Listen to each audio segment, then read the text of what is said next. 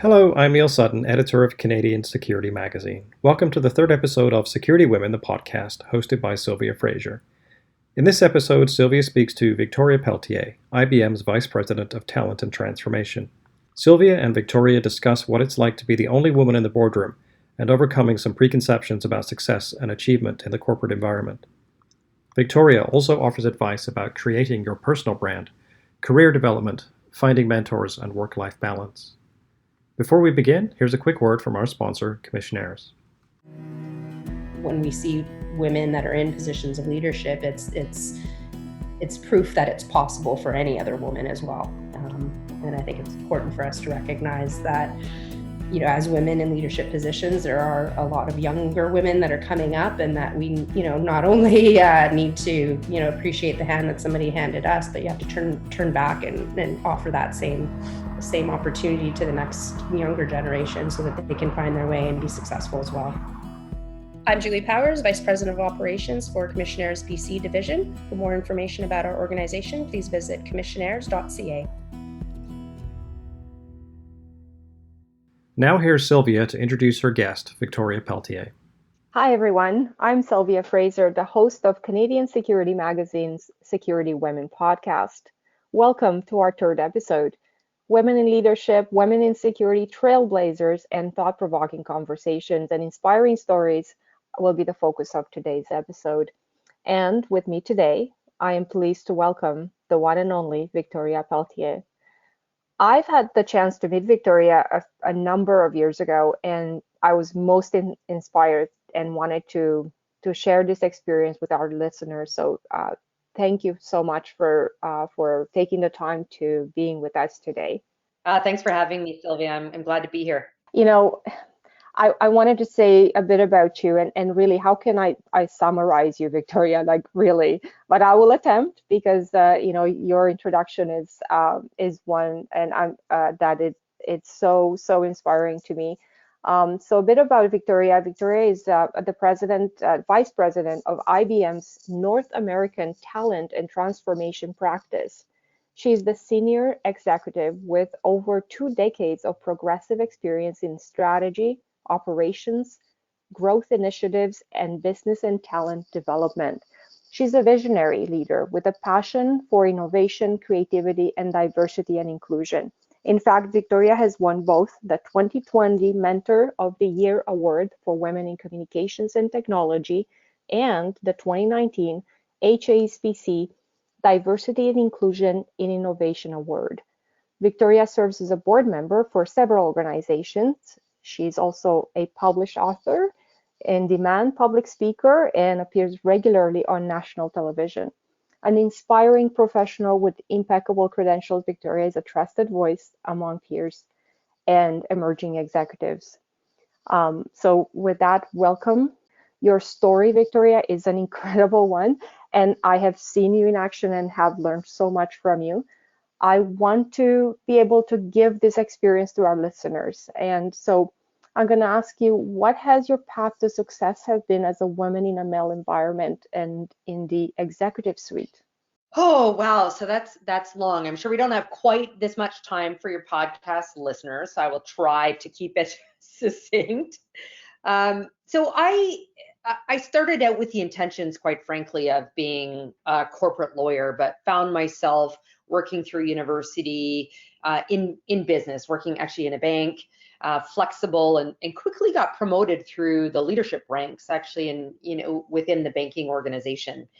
And, so that wasn't, I didn't find myself as, the only woman at the table. It wasn't until making a decision, a bold move to leave the bank. And I was challenged, I remember at the time, by some of my colleagues who would wonder why I was leaving a banking institution, with, pension and, perceived job security. And I actually remember saying, that's exactly why I'm leaving. All these reasons this one colleague listed out for me. And it was also a lot to do with, challenge and growth. And so I became an executive at, barely 24, by making that bold move to jump from running operations within a bank, contact center operations, to leading as the COO and general manager for a large privately held outsourced organization.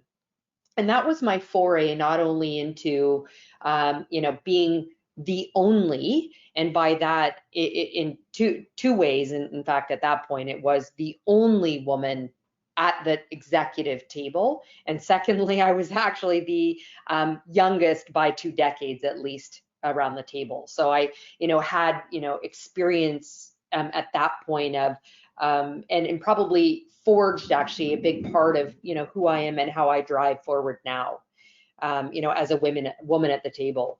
It was, stretching, my abilities and having confidence in myself to, sit around that table and know that I deserve to be there by, my ability to deliver, and surround myself and quite frankly, just lead with really great teams.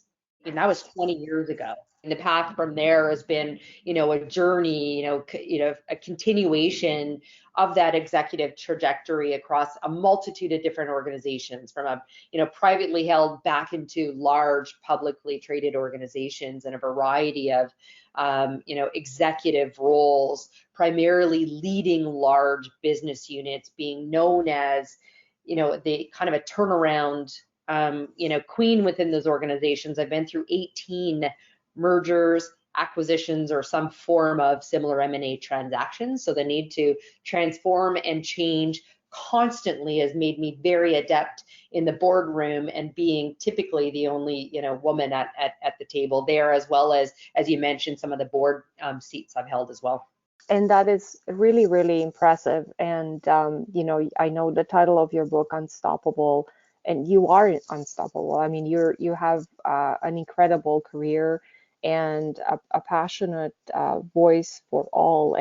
And what made me, when thinking about the podcast, and made me think of you right away, was so many different parallels with women in security. Women in security is not in high numbers, as we know, but I think the inspiration that you bring, the key lessons that you have gained, and I know you've shared in your book, and when you speak, what are some of those key nuggets that you would give to a woman in security, and or even across the board? Yeah, the title of the book I co-authored, but also quite frankly, I signed, what my social media hashtag unstoppable or hashtag no excuses. And that, comes from, my early years, quite frankly, have informed a lot of the way that, I am in business, and probably, and being the, only, and the resilience that, it has come with that is having overcome significant obstacles. I did cover, by the way, related to those, whether it was ageism and worried, that people would think I didn't belong because I was so young at the table, and wouldn't necessarily look at, the skills I brought, so that was one element. Two is because of, the early years for me and significant challenge that I faced, I was a bit hardened in the way I appeared in, in the workplace, right? I felt I had to wear a mask all the time to, again, affirm my position at the table and be all business all the time. And there was a moment when, several years into my executive leadership, I had to look pretty critically at myself with some just feedback I heard, or jokes, not necessarily intended, I don't think the person who'd said things to me was to change the way I delivered. It was just kind of a casual comment, but it hit me hard because I realized that it wasn't, it wasn't who I really was, and so as I looked in the mirror, I realized I needed to shift. And so what I now share, with, up and coming leaders, is a few things. I bucket ties, let's say, how I would attribute my success and achievement into a few areas. So one is, you need to deliver, quite frankly, right? So the ability to perform well, continuous learning, develop the skills, to, demonstrate your right to continue to sit at the table. right? So no doubt about it, you need to perform. So first and foremost. The second is around what I talk about, your personal brand, and the network that you build. And personal brand, I go back to the masks that I wore, long before Brene Brown was talking about vulnerability and bringing your authentic self. That was the aha moment for me when I needed to look in the mirror, right? Someone, casually said to me, that they thought I'd be the type of person who'd laugh at people who cried at movies when I explained that I had bawled watching a movie that weekend. That was a moment where that was not the brand I wanted to be known for, because quite frankly, it isn't who I am. So I needed to, relook at how people looked at me, that, what people said about me when I wasn't in the room. I needed to craft that in a very different way, and I needed to act differently, articulate continually my brand. So I would, tell your listeners, you need to own the narrative. You create the brand, and it's not just the subject matter expertise, eminence, in this case, insecurity. It is much more than that. It is your whole self. Who are you and how do you show up? Is it with strong integrity and values? Is it about being a leader who develops strong followership? Is it all of those things? Is it, what you do to bring to the community, not just what you're doing professionally? That, right? So that's the brand piece. And then there's the networking with not only with intention, but with great generosity as well. So as you're progressing in your career, whether you're in a sales environment, be intentional about who influencers are at your prospective clients, right? And reaching out to them, but doing it from, again, not the hardcore sell, but building real authentic relationships, sharing your whole self, figuring out where, the commonalities are. But that intentionality means other things as well. So it's not just who you reach out to help you with your business, who helps you personally and professionally, and also what do you give back? That's the generosity. And the combination of that network needs to include, your coaches, those who help you with performance and skill, the mentors that share with you their insight and expertise, whether they're in your industry or more broadly. And I'd encourage people to make sure that those mentors are across multiple functional areas and different businesses. And lastly, the sponsors. Who's going to advocate for you when you're not at the room, in the room? And last nugget, and I'm trying to be concise here, but is around understanding boundaries.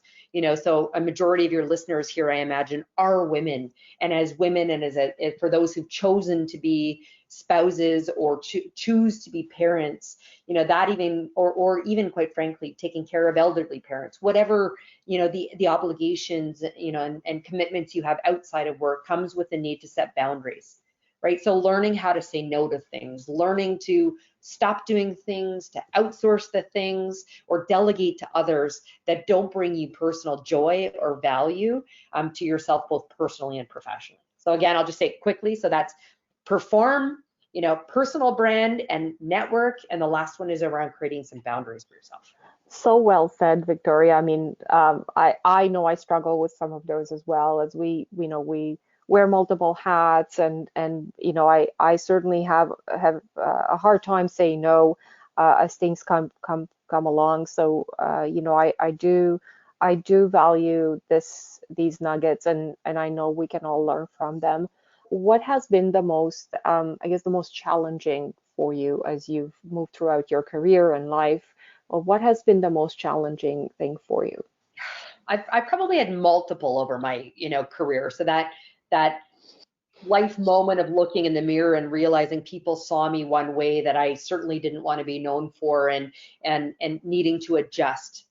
That would be one. Another would be, quite frankly, when I made the transition from leading operations to going and being a general manager and executive and having accountability for clients and sales. It wasn't natural for me. I know I do public speaking, and I'm quite an extrovert now. I had to grow into my confidence around those things.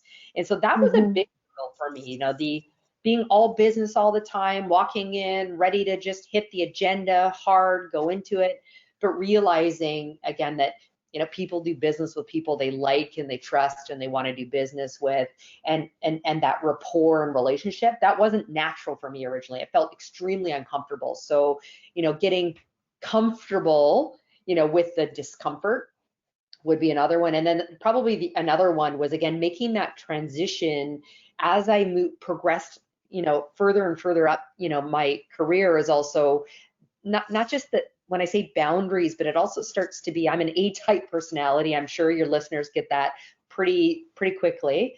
But the sense of perfectionism and wanting to control and things, and at some point, learning to let go and recognizing that 80% is just fine, right? To get things done. Those were all things that, I've, been faced with in challenges and obstacles through my career. Well, yes, and I can definitely relate to them as well, especially when we talk about image, and when you're when you're taking new roles on, you're taking new challenges, and you have to kind of recalibrate, and really understand the new identity, the new you, and the learning. So I learn from you every time I speak to you or I hear you speak, Victoria. It's great to have you as part of our the Security Women podcast. I want to thank you very much for joining me today. It's been a pleasure. Great, thanks for having me. And thank you all for listening. Thank you for joining us for this episode of Security Women, the podcast. You can find previous episodes, plus other security-themed podcasts, at CanadianSecurityMag.com. I'm Neil Sutton. Thanks for listening.